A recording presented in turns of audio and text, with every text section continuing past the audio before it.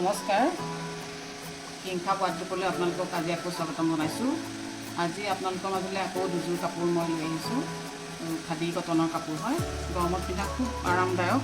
চাবচোন কেনেকুৱা লাগে, যদি পচন্দ হয় আপোনালোকে কমেণ্ট কৰিব। এইখন চাওক, এইটো আঁচল, মাছটো এনেকুৱা থাকিব। আঁচলটো এনেকুৱা হ'ব আৰু মাজৰখন এইটো কালাৰটো বৰ ধুনীয়া, গৰমত পিন্ধাৰ কাৰণে বৰ উপযোগী আৰু অফিচলৈ যোৱা আৰু স্কুলৰ বাইদেউসকলৰ কাৰণে বৰ উপযোগী হয় এই কাপোৰবিলাক। যদি আপোনালোকৰ পচন্দ হয় এই কমেণ্ট কৰিব। এইখন ইয়াৰ মেখেলা, এইখন মেখেলা আৰু ইয়াৰ বৰ ধুনীয়া এটা ব্লাউজ পিচ আছে।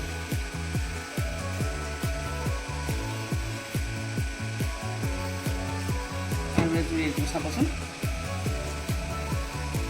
এই কাপোৰবিলাক গৰমত পিন্ধাৰ কাৰণে বৰ উপযোগী আৰু বৰ ধুলেও বেয়া নহয়। এইবিলাক যেনেকৈ তেনেকৈ আপোনালোকে পিন্ধিব পাৰিব। বৰ কোমল কাপোৰ। এইটো আঁচলটো আৰু এইটো ভিতৰ।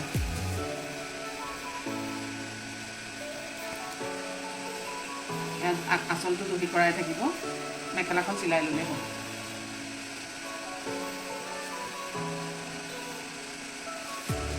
এইখন মেখেলাখনৰ তলটো এনেকৈ থাকিব ধুনীয়াকৈ, এইখন আৰু ওপৰখন এনেকুৱা।